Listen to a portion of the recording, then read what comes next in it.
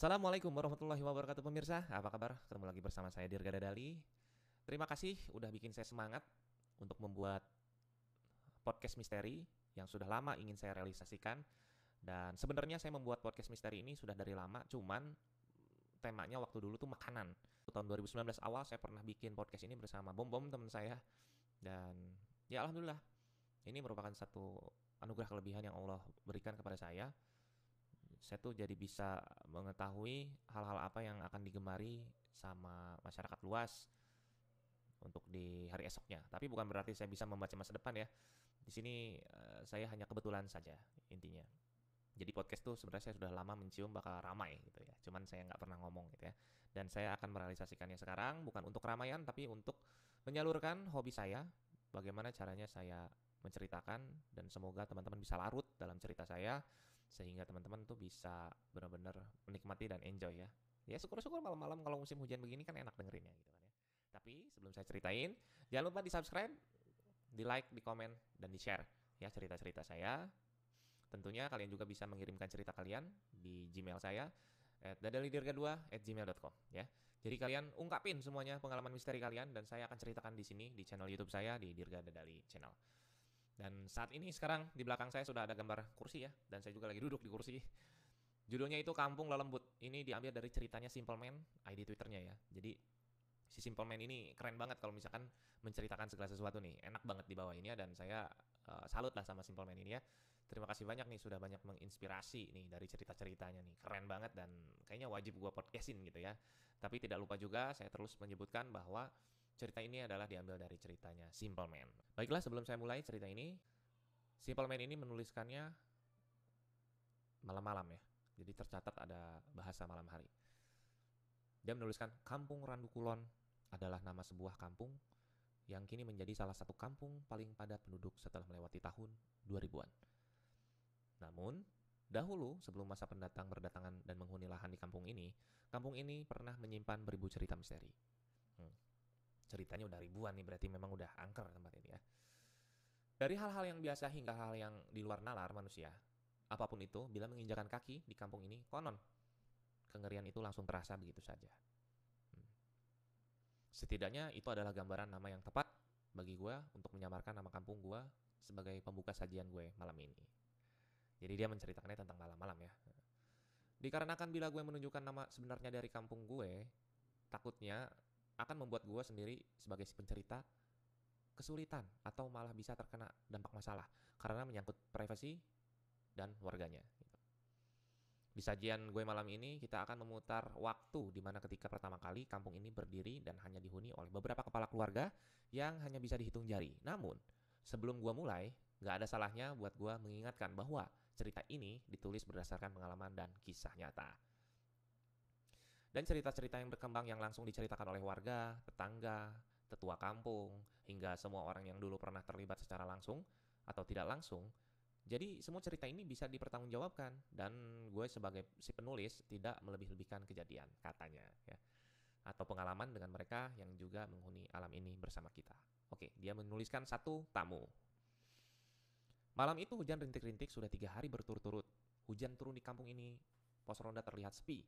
Tidak ada orang yang akan mau untuk keluar apalagi repot-repot pergi berjaga di kampung dengan kondisi dingin disertai hujan seperti ini.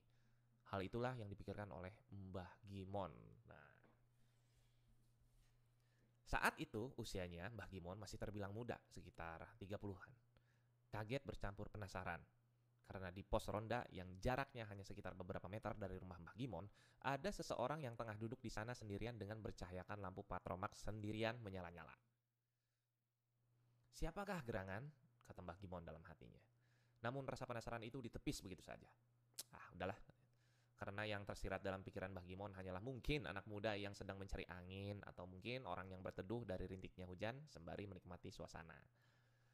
Tapi anehnya, kejadian ini terjadi berkali-kali setiap malam dikala hujan turun dan tidak ada warga satupun yang pergi keluar. Selalu saja ditemui sosok itu tengah duduk sendirian.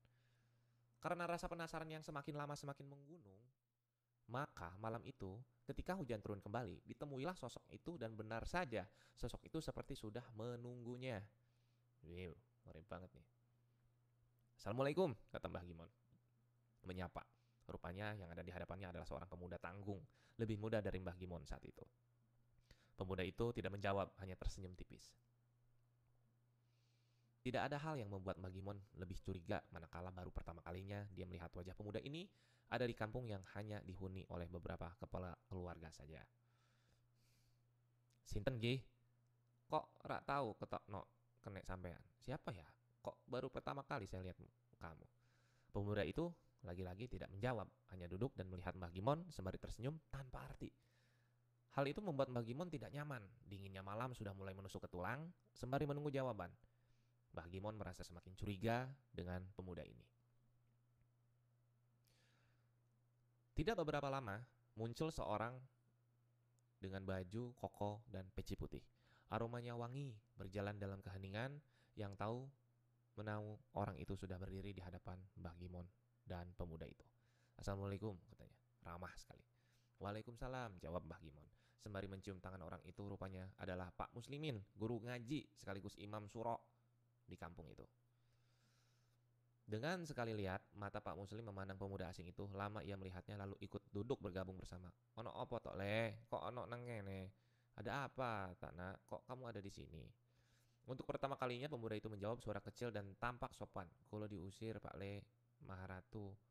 Diusir Maharatu katanya. Mboten gak ada tempat tinggal. Saya baru saja diusir oleh Maharatu. Jadi belum punya tempat tinggal. Mbah Gimon tampak tertegun atas apa yang diucapkan oleh pemuda itu terdengar asing di telinganya. Apa maksudnya Maharatu? Dan siapa yang mengusir pemuda ini? Namun Mbah Gimon memilih mendengarkannya. Ngunu toh? Oh begitu.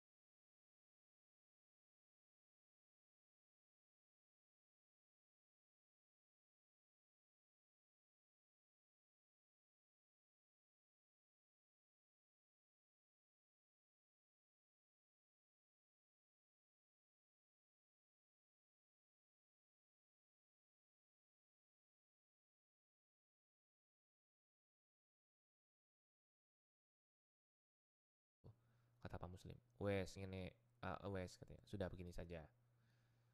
Ya apa nek awakmu tak ke nggon gawe pangon ben awakmu nggak ganggu warga kene.